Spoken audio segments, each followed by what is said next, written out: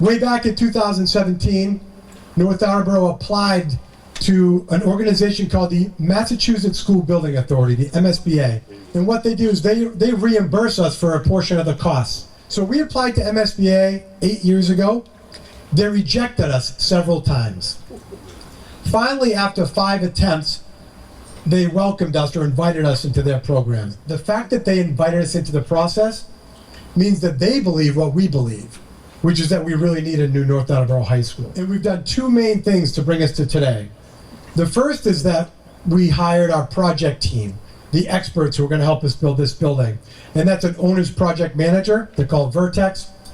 We hired our architect, Doran Whittier, and we just recently hired our third partner, our construction manager, Consigli Construction. The other thing we've done in the last 3 years is write what's called an educational plan. Our businesses and our colleges and people who are hiring in the world right now are telling us that our students need different skills that coming out of high school than they did 30, 40, 50 years ago. And our current building doesn't really allow us those experiences.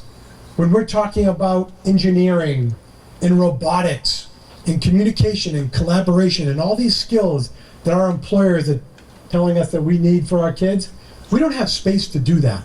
Why? If you haven't been in the high school, well, maybe you remember it from years ago, 50% of all our classrooms don't have windows. And I think you can all attest that being in windowless classrooms without any natural light is not good for your mental health. I'd also say that most of our classes are undersized, and the state has guidelines, and we fall well below those guidelines. Major areas of our building, the auditorium, the cafeteria, the media center, our bathrooms, they're not handicap accessible. Our current building really lacks some important security features. Our 50-year-old building wasn't really designed for modern educational practices, which I just talked about. It was built as cheaply as possible and as quickly as possible. And it really wasn't designed with a future in mind, but it was not a well-designed or well-constructed building, and that's really important. The buildings that we're building today are. We do have deteriorating infrastructure. Our HVAC systems, our electrical systems, they're failing. It is not energy efficient. It's not really cost effective to maintain that building. And just basically it exceeded its useful life. The estimate for a new construction, and this is not a small matter, is roughly $290 million.